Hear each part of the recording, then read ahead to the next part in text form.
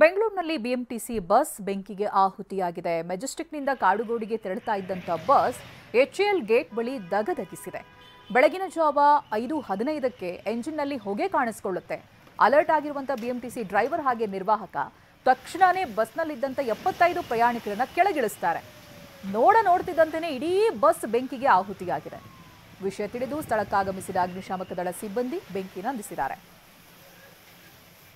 ಮೆಜೆಸ್ಟಿಕ್ಕಿಂದ ಸುಮಾರು 4:15 ಗಂಟೆಗೆ ಬಿಟ್ಟು ಬೆಳಗ್ಗೆ ಮುಂಜಾನೆ ಎಚ್ಎಎಲ್ ಬಳಿ 5:10 ಸಮಯದಲ್ಲಿ ಬಂದಿರುತ್ತೇವೆ. ಅಲ್ಲಿ ವಾಹನವನ್ನು ನಿಲ್ಲಿಸಿ ಪ್ಯಾಸೆಂಜರ್ಗಳನ್ನು ಇಳಿಸುವಾಗ ಮತ್ತೆ ಇಳಿಸಿ ಮೂವ್ ಮಾಡೋ ಟೈಮಲ್ಲಿ ಹೊಗೆ ಇಂಜನ್ ಹತ್ರ ಗೇರ್ ಲಿವರ್ ಹತ್ರ ಹೊಗೆ ಕಾಣಿಸ್ಕೊಂಡಿರುತ್ತದೆ.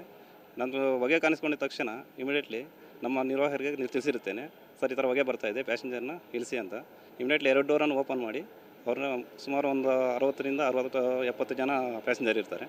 ಅವ್ರನ್ನೆಲ್ಲ ಈ ದಿನ ಬೆಳಗ್ಗೆ ಸುಮಾರು 5:05 ಮೆಜೆಸ್ಟಿಕ್ಕಿಂದ ಕಾಡುಗೋಡಿಗೆ ಹೋಗ್ತಿದ್ದಂಥ ಒಂದು BMTC ಬಸ್ಸು HAL 30 ಗೇಟ್ನ ಸ್ಕೈ ವಾಕ್ ಕೆಳಗೆ ಬೆಂಕಿಗೆ ಆಹುತಿಯಾಗಿತ್ತು. ಆ ಸಂದರ್ಭ